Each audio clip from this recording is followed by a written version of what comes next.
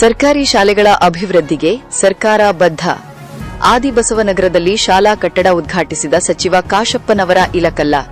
ನಗರದ ಆದಿಬಸವನಗರ ಬಡಾವಣೆಯಲ್ಲಿ ನೂತನವಾಗಿ ನಿರ್ಮಿಸಲಾಗಿರುವ ಸರ್ಕಾರಿ ಕನ್ನಡ ಗಂಡು ಮಕ್ಕಳ ಹಿರಿಯ ಪ್ರಾಥಮಿಕ ಶಾಲೆಯ ನೂತನ ಕಟ್ಟಡವನ್ನು ಸಚಿವ ಡಾ ವಿಜಯಾನಂದ ಎಸ್ ಕಾಶಪ್ಪನವರು ಉದ್ಘಾಟಿಸಿದರು.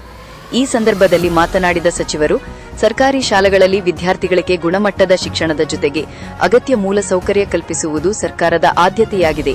ಮಕ್ಕಳ ಶೈಕ್ಷಣಿಕ ಬೆಳವಣಿಗೆಗೆ ಉತ್ತಮ ವಾತಾವರಣ ನಿರ್ಮಿಸುವ ನಿಟ್ಟಿನಲ್ಲಿ ಶಾಲಾ ಕಟ್ಟಡಗಳು ಹಾಗೂ ಅಗತ್ಯ ಸೌಲಭ್ಯಗಳ ಅಭಿವೃದ್ಧಿಗೆ ಹೆಚ್ಚಿನ ಒತ್ತು ನೀಡಲಾಗುವುದು ಎಂದು ಹೇಳಿದರು.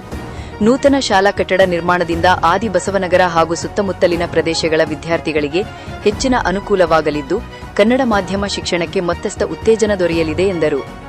ಕಾರ್ಯಕ್ರಮದಲ್ಲಿ ಸ್ಥಳೀಯ ಜನಪ್ರತಿನಿಧಿಗಳು, ಶಿಕ್ಷಣ ಇಲಾಖೆ ಅಧಿಕಾರಿಗಳು, ಶಿಕ್ಷಕರು, ವಿದ್ಯಾರ್ಥಿಗಳು ಹಾಗೂ ಸಾರ್ವಜನಿಕರು ಉಪಸ್ಥಿತರಿದ್ದರು.